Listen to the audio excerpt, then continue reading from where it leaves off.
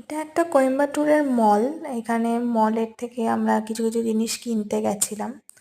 আর এখানে না কোনো মানে ফুডের দোকান আছে, বসে, বাট বেশি সবাই প্রেফার করে এরকম মল টাইপের জায়গা থেকেই পারচেস করতে, জিনিস কিনতে।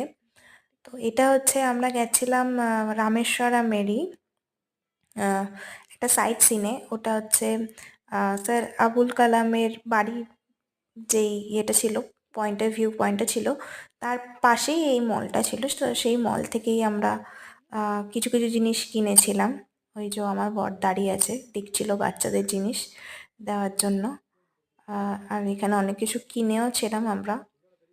আর এদিকে সব বাচ্চাদেরই জিনিস রয়েছে কিডস সেকশনের। এটা সেকেন্ড ফ্লোর ছিল, ফার্স্ট ফ্লোরটা দেখাতে পারিনি। ভিডিওটা করেছিলাম, বাট কোথায় যে গেল ভিডিওটা বুঝতে পারলাম না। যাই হোক, তো এটা সেকেন্ড ফ্লোর। আর ফার্স্ট ফ্লোরে অনেক গয়না গাটি হেনা তেনা। একটা মলে এরকম একটাই মলে এখানকার শাড়ি, গয়না, সোনা, সব সব সব এক ছাদের তলায় সব পাওয়া যায় এখানে। তো এখানে বালাজির পেন্টিংটা খুব সুন্দর লাগছিল, সেটাই দেখাচ্ছিলাম।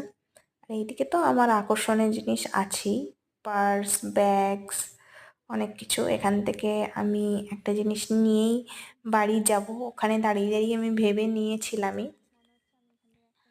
আর দেখছিলাম পার্সগুলো খুব সুন্দর সুন্দর। যেমন সুন্দর জিনিস তেমন দামগুলো অনেক বেশি।